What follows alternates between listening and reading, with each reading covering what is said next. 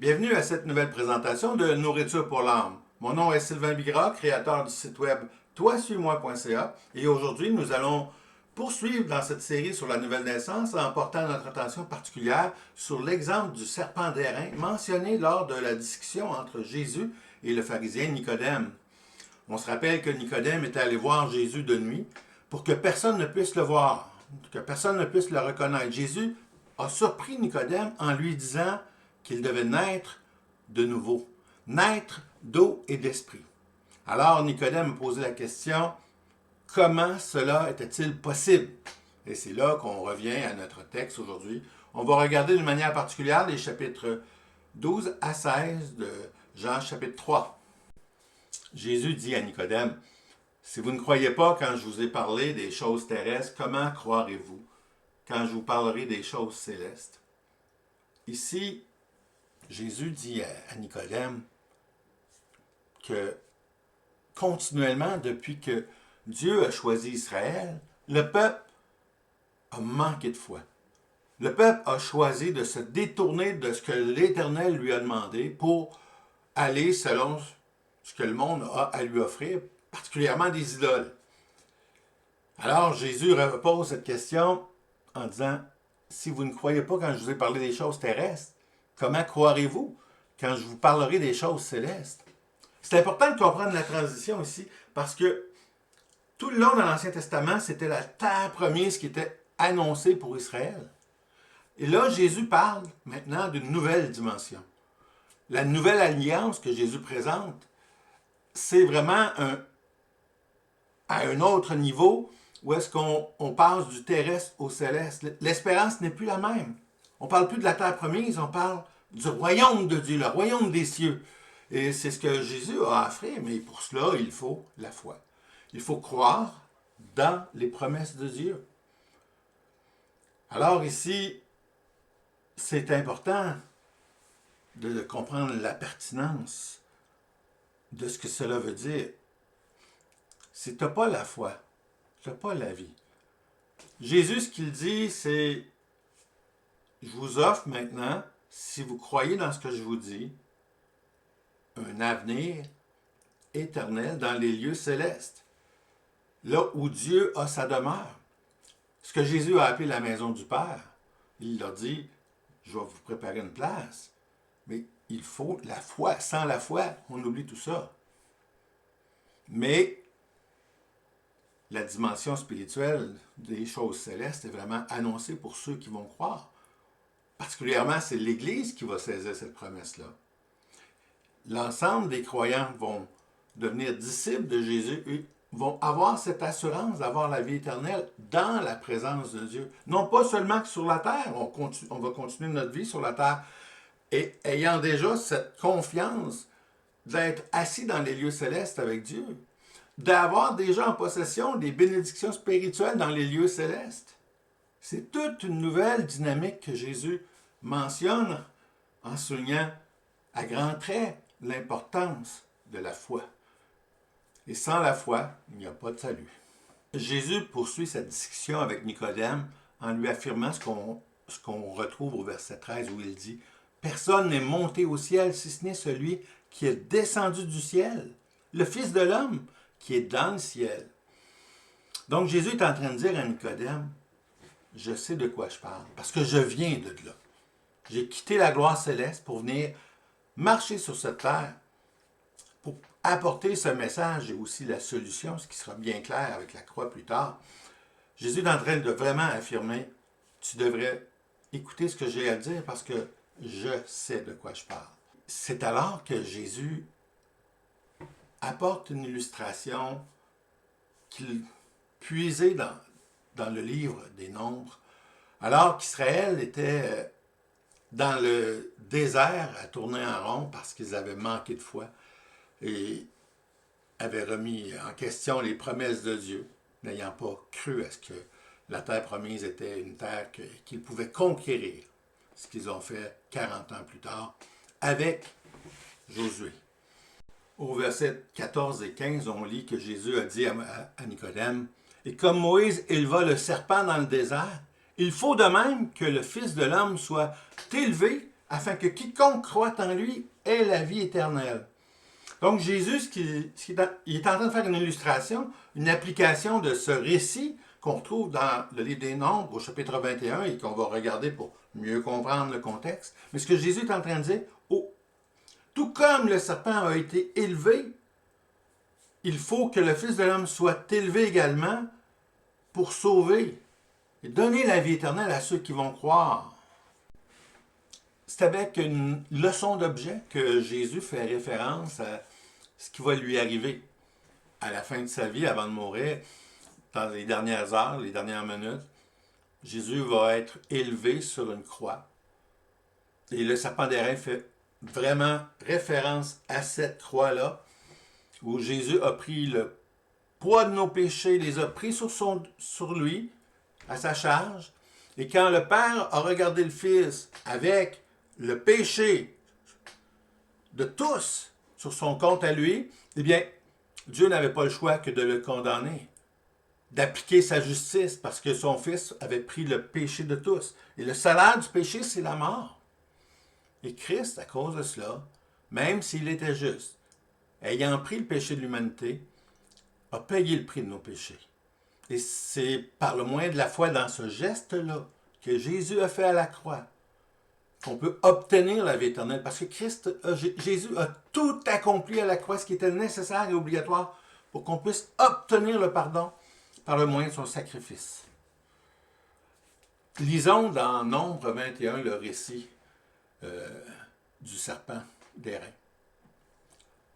Le texte nous dit: le peuple s'impatienta en route et parla contre Dieu et contre Moïse. Alors l'Éternel envoya contre le peuple des serpents brûlants. Ils mordirent le peuple et il mourut beaucoup de gens en Israël. Le peuple vint à Moïse et dit: nous avons péché, car nous avons parlé contre l'Éternel et contre toi. Prie l'Éternel, afin qu'il éloigne de nous ces serpents. Moïse pria pour le peuple. L'Éternel dit à Moïse: fais-toi un serpent brûlant et place-le sur une perche. Quiconque aura été mordu et le regardera conservera sa vie. Moïse fit un serpent d'airain et le plaça sur une perche. Et quiconque avait été mordu par un serpent et regardait le serpent d'airain conservait la vie. Dieu a pourvu à cette époque-là à une solution pour sauvegarder la vie des gens, du peuple d'Israël qui, par le moyen de la foi, était pour se tourner vers ce serpent d'airain élevé. Alors, on peut facilement faire le lien avec la croix ici. À la croix, Jésus a porté nos péchés. Et c'est là l'image du serpent. On se rappelle la scène du Jardin d'Éden, où le serpent est venu manipuler, déformer la vérité afin de piéger Adam et Ève. Eh bien, le serpent représente le péché que Jésus a pris sur lui. C'est comme si à la croix, Dieu a regardé au serpent. Il a vu le péché. Et là, il ne pouvait pas faire autrement qu'apporter sa justice et d'apporter la condamnation. Il a frappé de toute sa colère sur son fils parce que son fils avait le péché sur lui. Il l'a pris volontairement. Jésus était juste, a toujours été juste. Mais au moment de la crucifixion, ce sont nos péchés qu'il a portés. Ésaïe 53 nous l'explique bien. Alors, c'est le lien que Jésus fait. À la croix, c'est lui qui va être élevé. Et c'est seulement par le moyen de ce que Jésus a fait à la croix, lorsqu'il a démontré la grandeur de son amour en prenant notre châtiment à son compte. C'est ce que Jésus a fait. Et Nicodème va s'en rappeler de cette illustration-là. Et le texte ne nous le dit pas, mais on comprend que c'est l'élément majeur dans la vie de Nicodème. C'est ce que Nicodème va retenir et qui va l'apporter au moment de la crucifixion, à prendre position pour Christ. Mais cela, on va le regarder dans le prochain épisode. Alors ici, on vient d'apprendre une grande chose, une belle image, dont chacun a besoin de comprendre. Christ à la croix, tout comme le serpent d'airain a été élevé, va apporter le salut. Mais à la différence du serpent d'airain, Jésus, il donne la vie, et non pas juste pour la prolonger, mais de façon éternelle. La vie que Jésus offre, c'est aussi un billet d'entrée pour le royaume de Dieu, pour le royaume des cieux. Par le moyen de la foi, à partir du moment de la nouvelle naissance, on passe de la mort à la vie éternelle, même si on n'est pas encore mort. Et à ce moment-là, on est déjà, on devient systématiquement citoyen des cieux. On est déjà assis dans les lieux célestes. On reçoit déjà les bénédictions célestes. Et on a ce libre accès au trône de la grâce, la présence de Dieu, où on peut se présenter en tout temps pour intercéder, pour apporter des requêtes, partager nos peines, nos fardeaux avec Dieu, avec le Créateur qui devient une oreille attentive, qui écoute nos prières. C'est parce que Jésus, à la croix, a été élevé et a payé le prix de nos péchés que cela devient une réalité pour celui qui va croire en l'Évangile.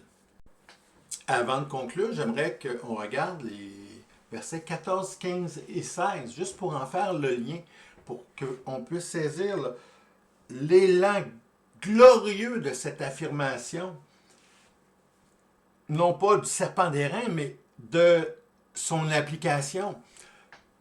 Il est écrit, et je répète, comme Moïse éleva le serpent dans le désert, il faut de même que le Fils de l'homme soit élevé afin que quiconque croit en lui ait la vie éternelle. Dieu a tant aimé le monde qu'il a donné son Fils unique, afin que quiconque croit en lui ne périsse point, mais qu'il ait la vie éternelle. C'est le summum de la gloire, le summum de l'amour manifesté par Dieu envers nous, l'humanité. À la croix, tout a été accompli. Cette illustration du serpent d'airain a pris tout son sens avec la crucifixion de Jésus. Qui aurait dit cela en lisant tout simplement dans notre Bible, Nombre chapitre 21, cette application? Dieu a voulu mettre cette image-là plusieurs siècles avant pour pouvoir nous la présenter et nous aider à comprendre. Et c'est ce qui a fait un impact dans la vie de Nicodème aussi. Alors, Dieu a tant aimé le monde. C'est ce qu'il faut retenir. Dieu a pourvu à la solution. Tout a été accompli. Jésus a payé le prix de ta dette causée par ton péché, le péché dont le salaire est la mort. Jésus a pris tout cela sur lui et en a payé le prix à Golgotha, sur cette croix, où la gloire de Dieu éclate aujourd'hui, en voyant ces affirmations que Jésus avait mentionnées à Nicodème bien longtemps avant.